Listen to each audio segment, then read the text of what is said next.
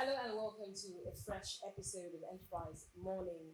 It's the morning after Easter, and certainly a great moment to share the love. Henry, the first thing over now. Yes, of course, it is over, and that brings us back to the eating pandemic, Mm, where we have this free fall of eating and eating and eating, and right. at least we're very grateful for that. But most importantly, I think it's important we talk about, how the Easter went, especially without electricity. Henry, I honestly don't want to go there because I mean it's terrible for me. I couldn't make food because there's no means to refrigerate. And then this brings me to thinking what the government actually prioritized. I mean, power is so basic. So why are we lacking it? Seriously, because sometimes I wonder what their priorities are.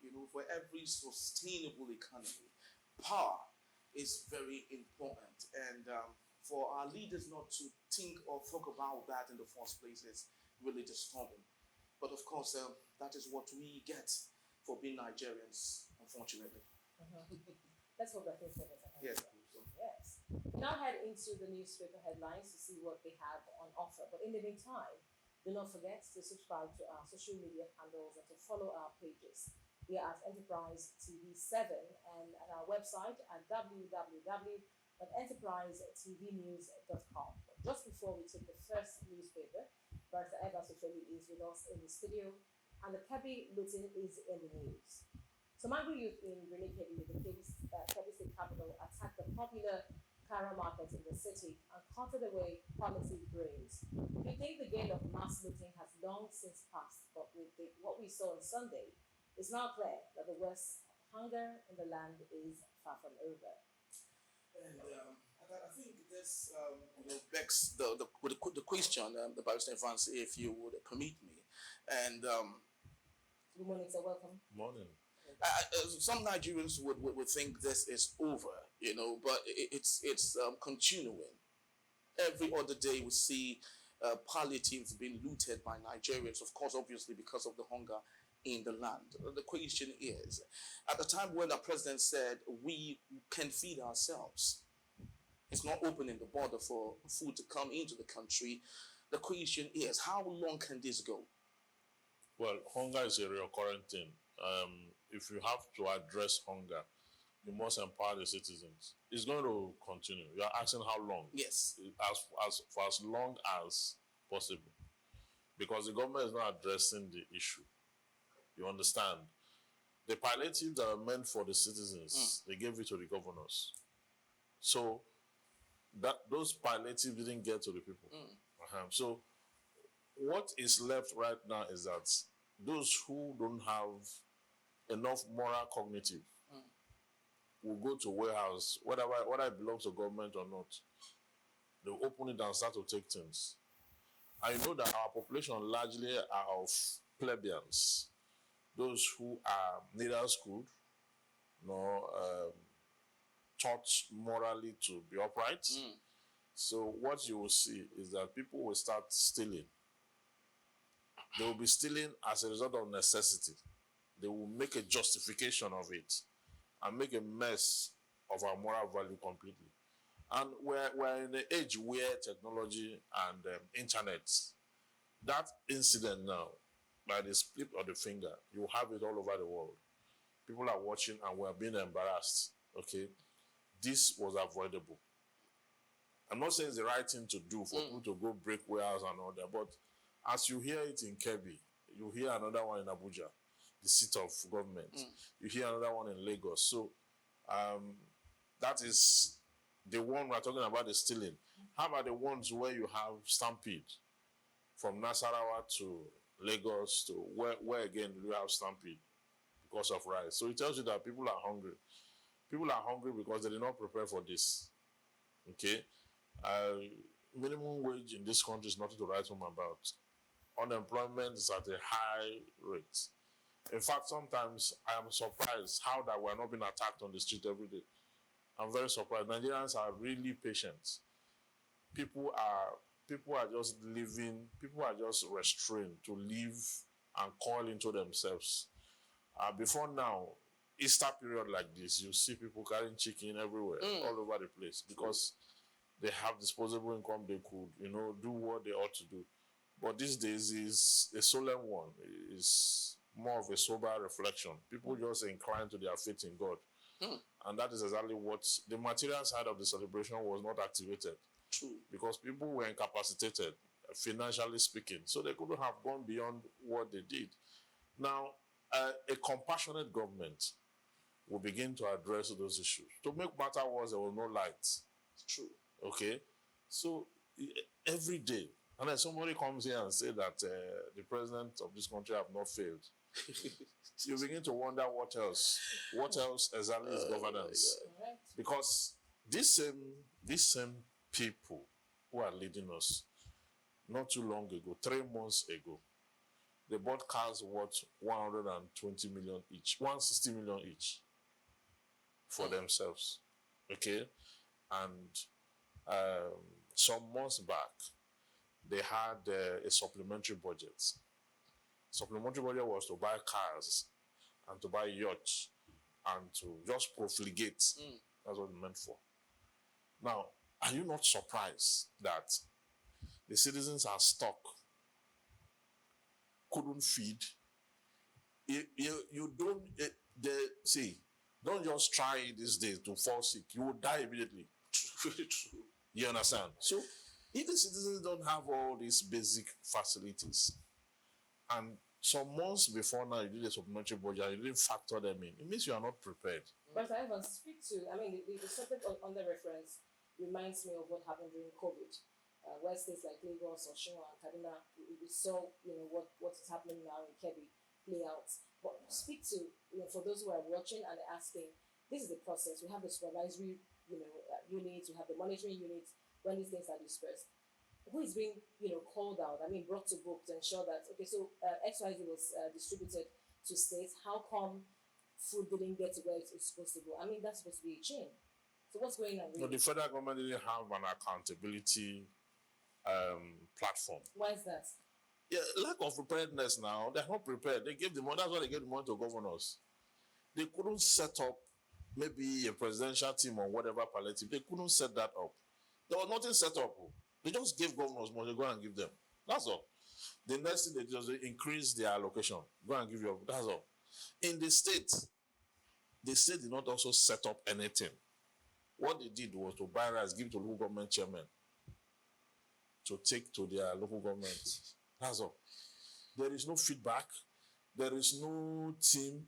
There is no accountability. There's no stewardship. Just go and give them. I told you that in my village, 8 bags of rice came to that place. And each bag have 240 cups. And each household, they gave three cups. Milk cup, something like this.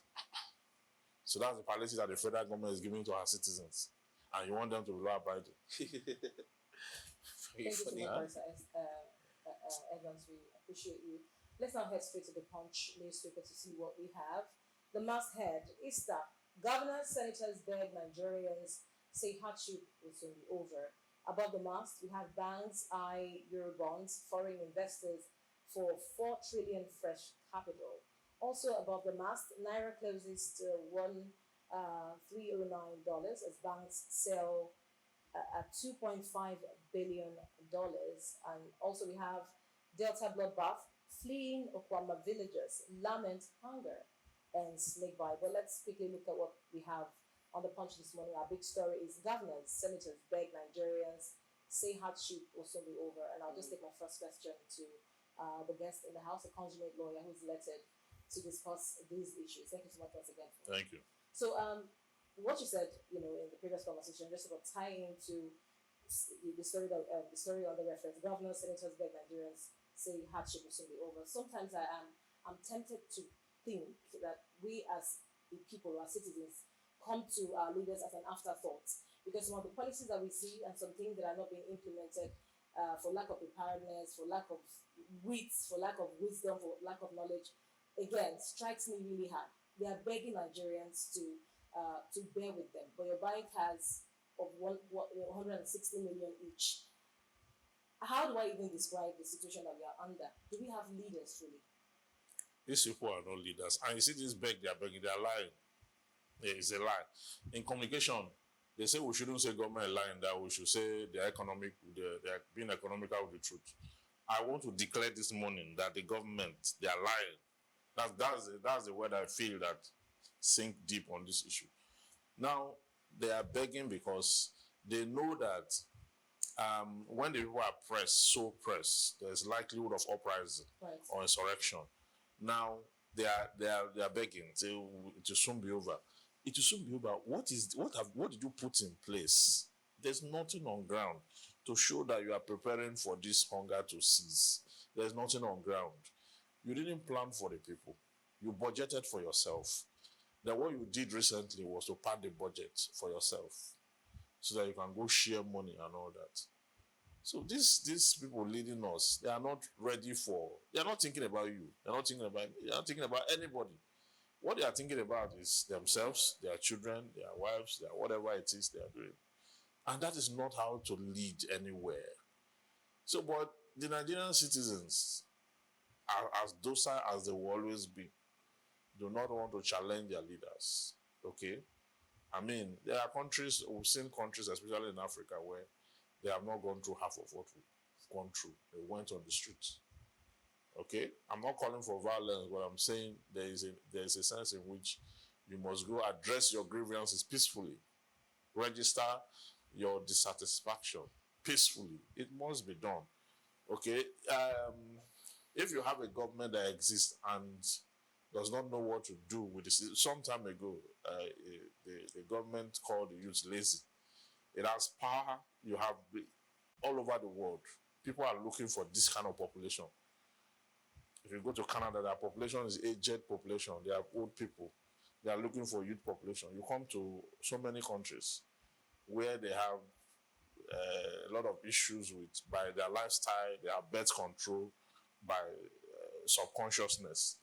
But here, there's no such control. The young people between 18 to 35, we have that huge population. So this is a productive population in the scheme of things, anywhere in the world. This is a productive population. But the population is not productive. Why? Because the energy, okay, it's not synchronized, it's not channeled proper. If you want to work, there's no work. Okay? If you want to steal, they say you should not steal. But they are stealing.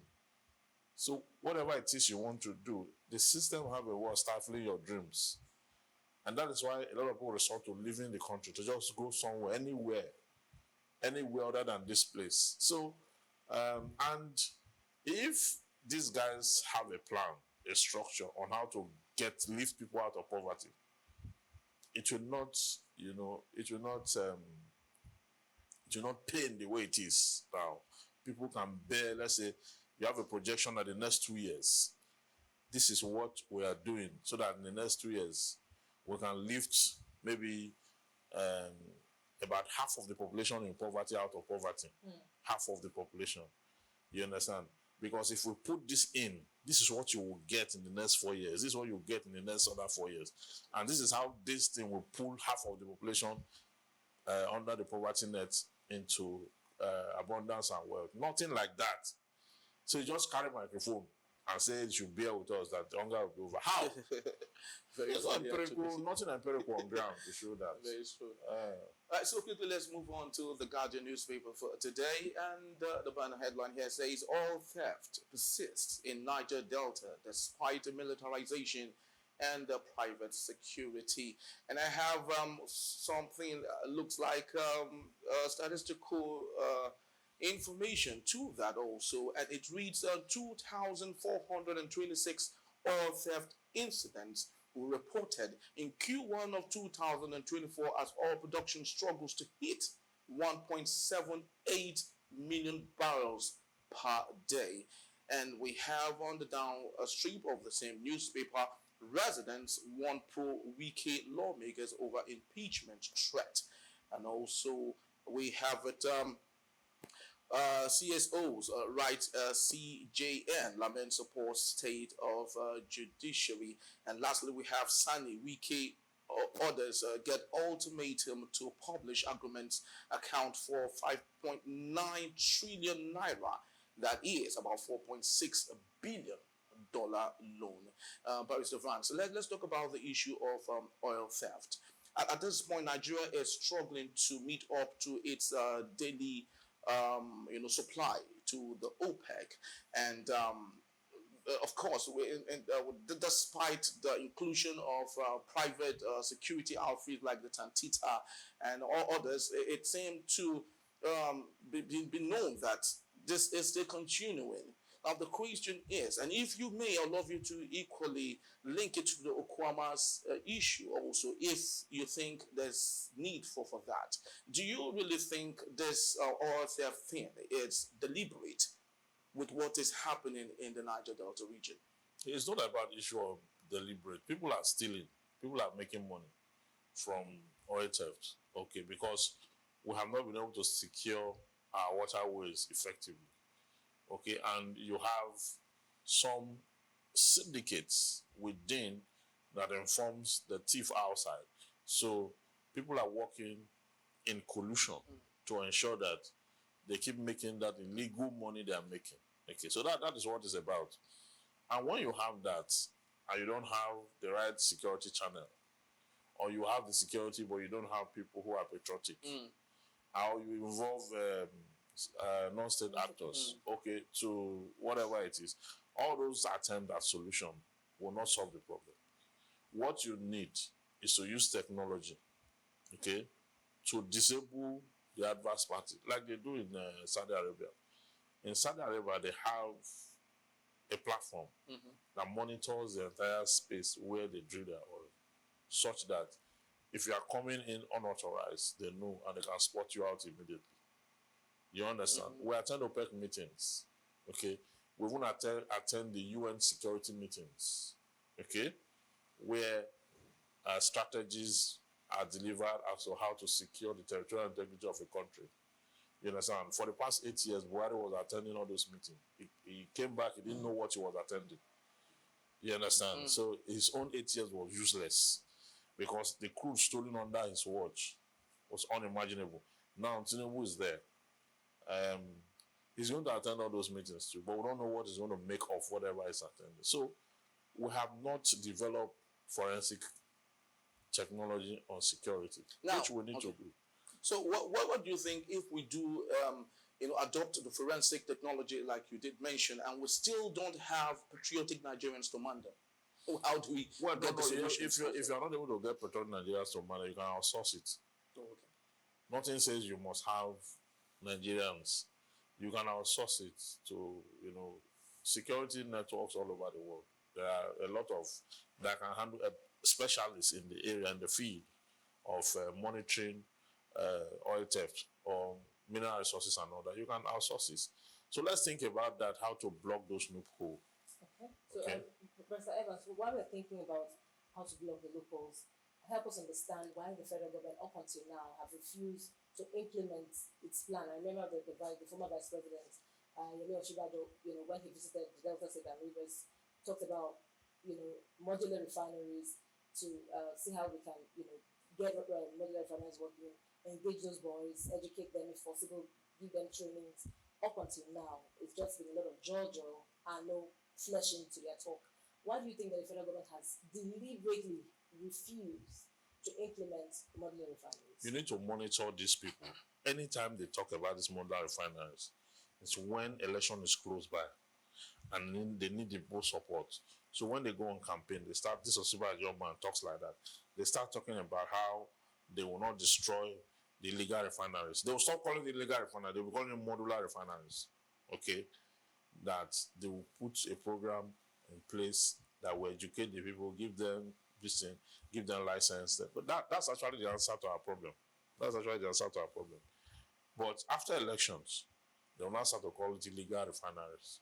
And the next thing you will see, they will take bulldozers there to bulldoze everything that those people are doing. And they don't want it at all. You know why? When you take your crude outside, refined, there are a lot of people who benefit from it. The cabals that, even this one that this man says subsidy is gone, the cabals are still fighting him till now. Because there are people who will just fill a spreadsheet and go submit to NNPC that they brought in this and they need the differentials. the one that they added on it, that's the subsidy. You understand?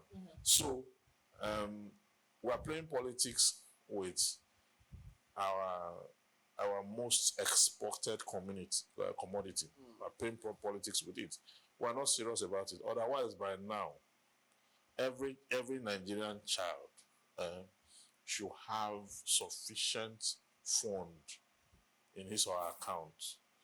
Our schools should look like banks and not what we have. Exactly, very true. We should have medical care from 1956 when oil was discovered in Nigeria to date. If you see the figure, humongous amount of money we have made from, you begin to wonder why should poverty be mentioned among us? Okay, why shouldn't we have road? Why shouldn't we have power? The national grid is failing every day now. Right. Why is it failing? There's no country in the world, modern country in the world that is still using everybody plug into national grid. It's old school. It's a very old. You use that when you have a small community. You don't use that when you have these days. Power source is based on what you have. If what you have is debt, you generate power from the debt. If what you have is Kanji Dam, you generate power from Kanji Dam. If what you have is sun, you generate from there. So when you go to countries where you have constant power supply, everybody's not plugged into one grid. Such that when there's no gas, the whole country is in darkness. So it's not done like that any longer. Very true. Very true. All right. So, for the want of time, we might not have the grace to maybe discuss on what we have for our last speaker, but of course we might just go through it. Don't you think so? Okay. All right. So, we have from Vanguard newspaper, the banner headline here says recapitalization, banks sweat over exclusion of 3.8 trillion naira retained profit. And from the top strip of the same newspaper, I have a very interesting story here. Why Nigeria's oil belongs to the north by Usman Bogaji. What a temerity from Usman. And of course, we have on the bottom strip of the same newspaper, NSCIA, the governor stop asking Tinubu to curb insecurity in your state. Well, that's just about the time we have for our newspaper headlines today. We'd love to say a big thank you to Pastor Evans Feli for being part of the show today. Yes, Also, we'd indulge you to stay back if you may for our main conversation, sir. Right. pleasure. Good. So when we return, Rivers lawmakers are threatened to impeach a governor, Seminalaye Fubara, yet again. That in a bit when we come back. Please don't go anywhere.